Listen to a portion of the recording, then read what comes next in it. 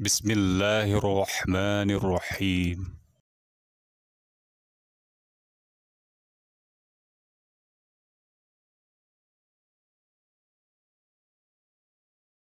Kaum muslimin dan muslimat, dialog yang terjadi yang paling dahsyat di padang mahsyar adalah dialog kehidupan kita antara orang yang menyesatkan dengan orang yang disesatkan.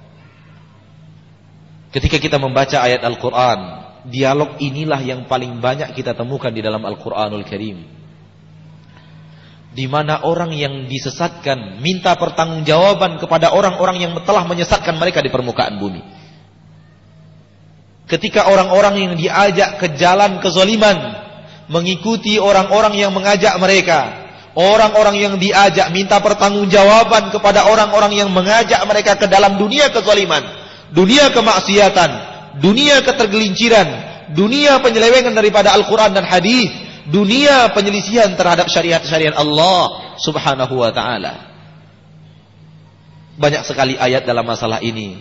Kita bawakan sebahagian yang bisa kita bawakan pada kesempatan yang berbahagia ini. Allah berfirman di dalam surah Al-Baqarah ayat 166, "Idz tabarra'a alladziina tubi'u minal ladzina taba'u wa ra'awul 'adzab." Ketika orang-orang yang diikuti berlepas diri dari orang-orang yang mengikuti mereka di saat mereka melihat adanya azab, di saat mereka bertemu dengan neraka dan menyaksikan sendiri azab yang telah Allah siapkan di neraka Allah, mereka berlepas diri. Mereka yang mengajak manusia kepada kebatilan, mereka yang mengajak manusia kepada kesesatan berkata, "Wa qala syuraka'uhum ma kanu iyana ya'budun." Ya Rabb, mereka tidak menyembah kami ya Allah. Mereka tidak mau bertanggung jawab. Qalu rabbana haula'i syuraka'una alladzina kunna nad'u min dunik fa'alqaw ilaihimul qawla innakum lakadibun. Dalam surah An-Nahl ayat 86. Berkata orang-orang yang telah disesatkan, "Wahai Rabb kami, wahai Rabb kami ya Allah, itulah mereka ya Allah, mereka yang telah kami sembah selainmu di dunia. Mereka, itu dia orangnya." Fa'alqaw ilaihimul qawl. Mereka yang disembah selain Allah berkata kepada orang-orang yang menyembah, "Innakum lakadibun." Kalian bohong. Tidak ada itu. Tidak ada. Kalian menyembah kami, tidak ada. Karena mereka takut untuk pertanggungjawaban. Orang-orang yang disesatkan di permukaan bumi akan minta pertanggungjawaban kepada orang-orang yang mengajaknya ke jalan kesesatan. Di dalam surat Ibrahim ayat 21, "Faqala ad-du'afa'u lil-ladzina istakbaru inna kunna lakum tab'a fahal antum mughnuna 'anna min 'adzabillahi min syai'? Qalu law hadana Allahu lahadainakum."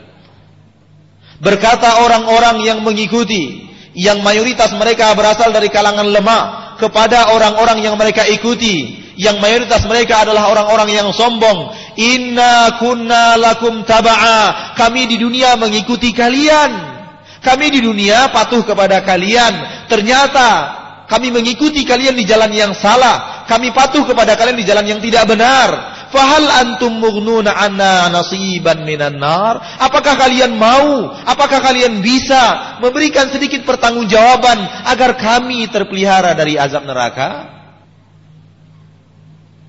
Qalu, mereka orang-orang yang mengajak kepada kesesatan berkata, "Lau hadanallahu lahadainakum." Andai kami dapat hidayah, kami juga bisa berikan hidayah itu kepada kalian.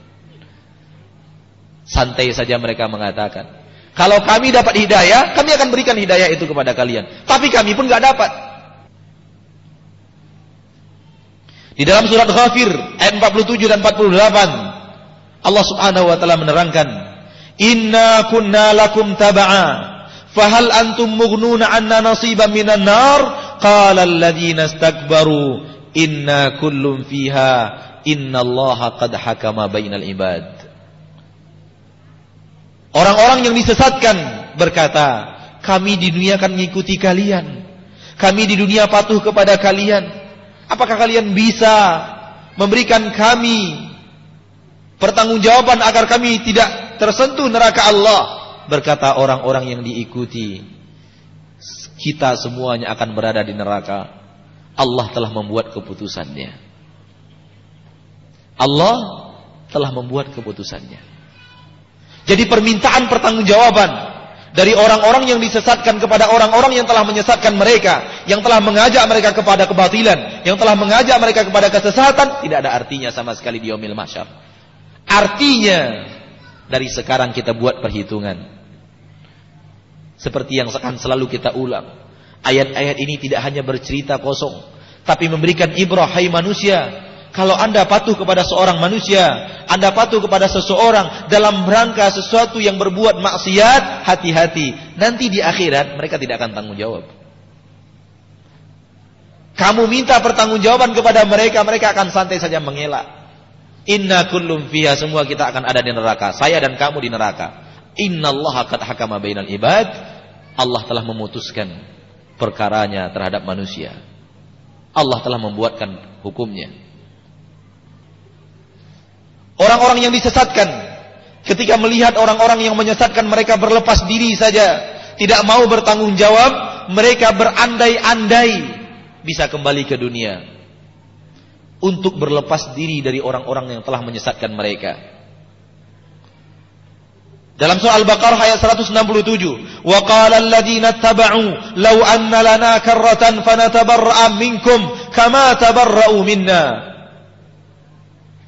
Berkata orang-orang yang disesatkan, seandainya kami mempunyai kesempatan untuk kembali ke dunia, kami akan berlepas diri dari kalian, dari mereka-mereka yang menyesatkan kami, sebagaimana sekarang mereka berlepas diri.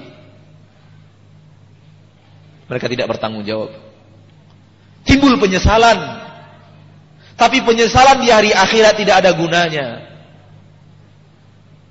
karena Allah telah menerangkan seluruhnya kepada kita.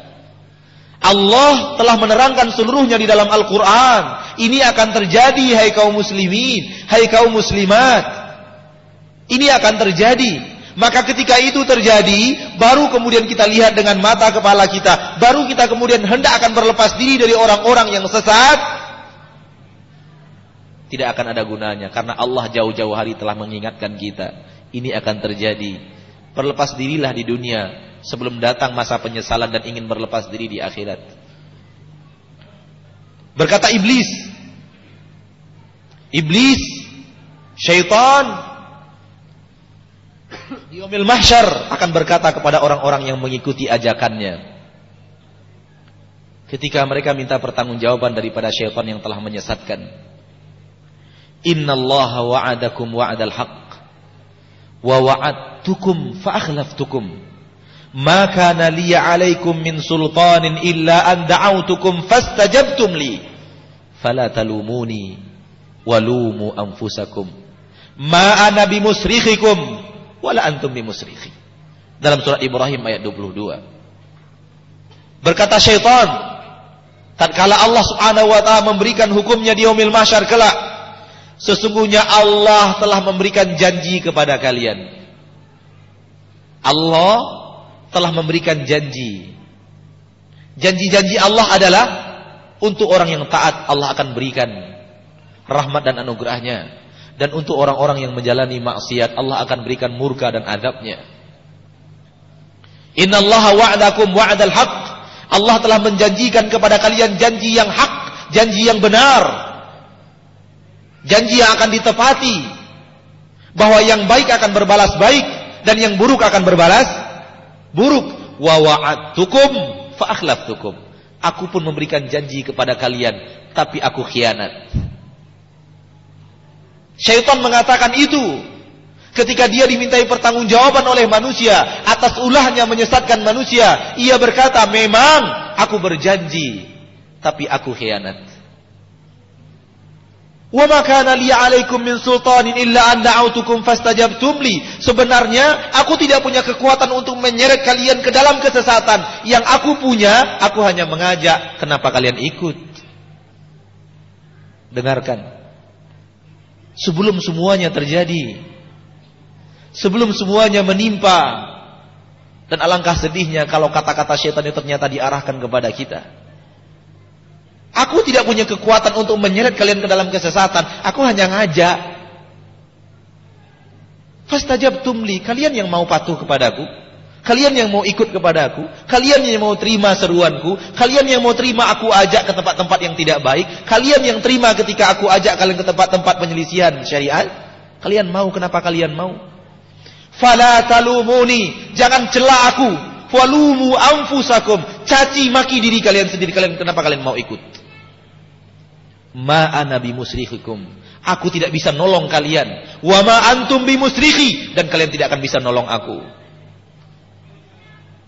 Subhanallah.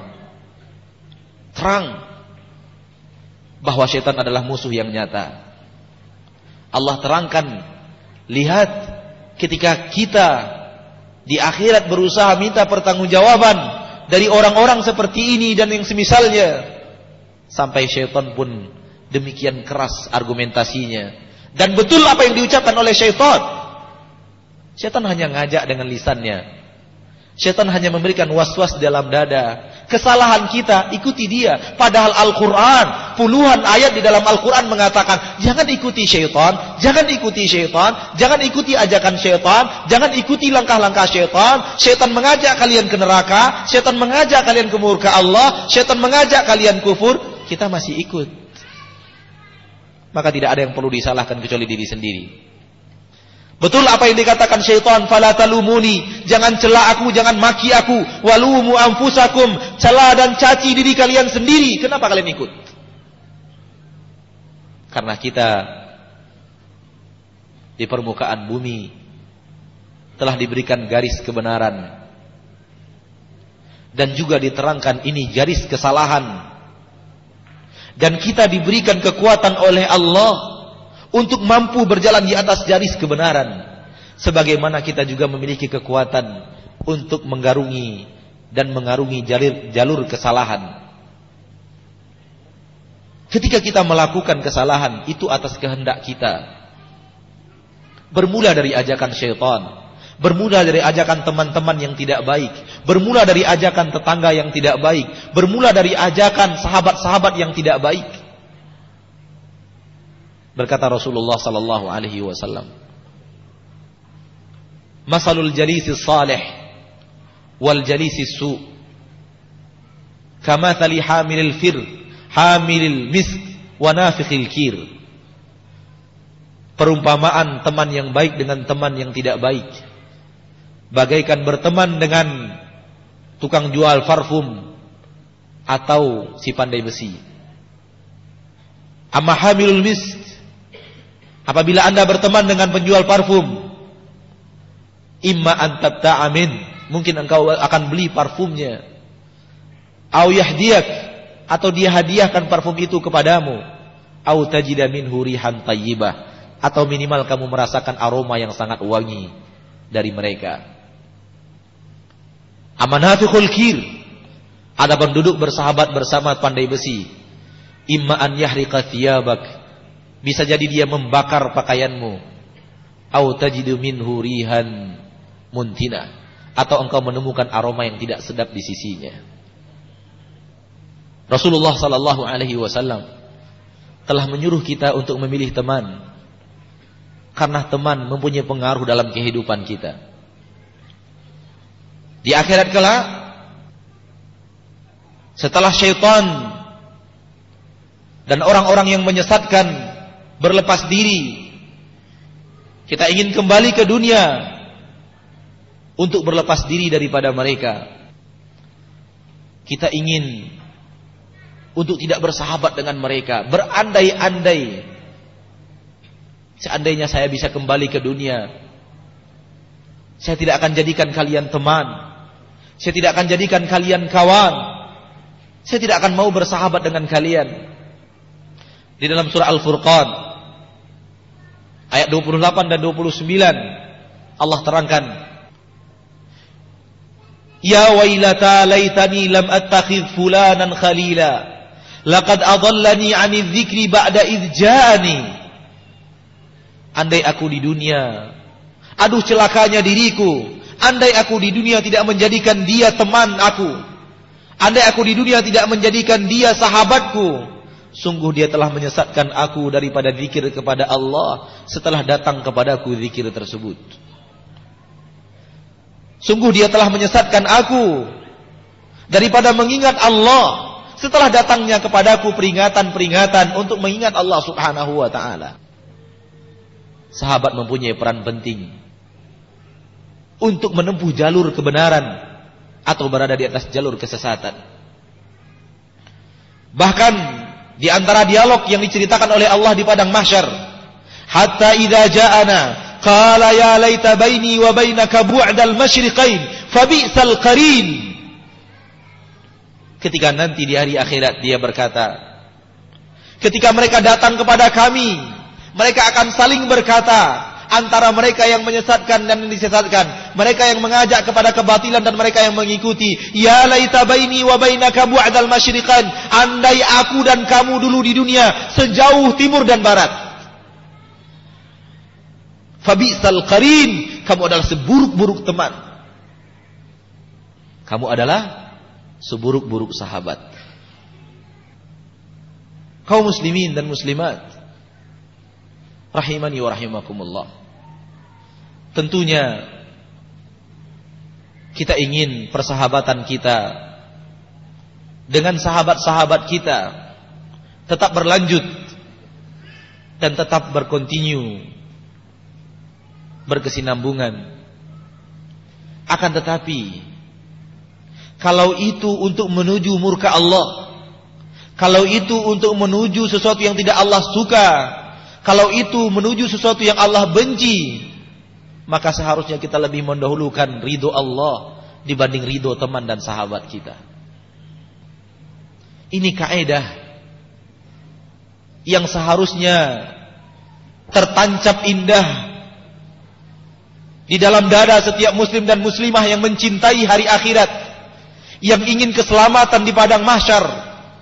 Kita ingin bersahabat, kita ingin berteman, kita ingin bersama, akan tetapi bukan untuk mencemplungkan kita ke dalam murka dan azab Allah Subhanahu wa ta'ala.